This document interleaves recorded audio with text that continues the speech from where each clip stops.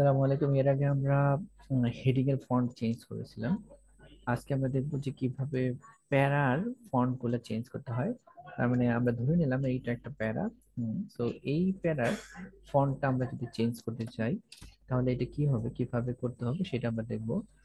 তো আমরা এই প্যারাগ্রাফের যে স্টার্টিং ট্যাগ আছে সেখানে যাব এবং সেখানে লিখবো পি স্টাইল ইকুয়াল টু, আমরা চাচ্ছি প্যারার ফন্টটা চেঞ্জ করতে।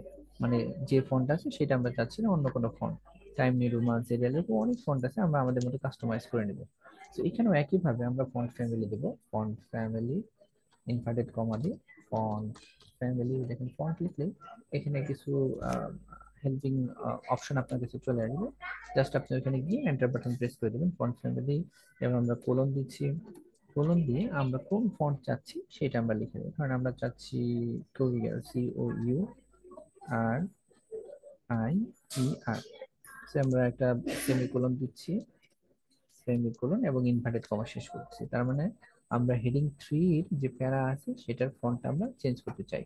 তার মানে এখন যে ফন্টটা আছে হেডিং 3, এই যে হেডিং 3 এবং এর প্যারা হলো এটা।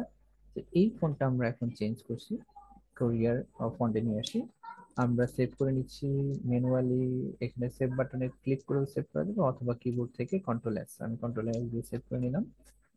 এবার আমরা এখানে গিয়ে জাস্ট রিলোড করব। রিলোড করলে দেখেন এই যে আমাদের এই ফন্টটা চেঞ্জ হয়েছে। হেডিং 3 আন্ডারে যে ফন্টটা ছিল সেই ফন্টটা আমাদের এখানে চেঞ্জ হয়ে গেছে। তো এটা আমাদের এই ফন্ট, হেডিং 3 আন্ডারে এই ফন্টটা আমাদের চেঞ্জ হয়ে গেছে। এভাবে আমরা প্যারাগ্রাফের যে ফন্ট সেটা আমরা চেঞ্জ করতে পারি আমাদের মতো করে কাস্টমাইজ।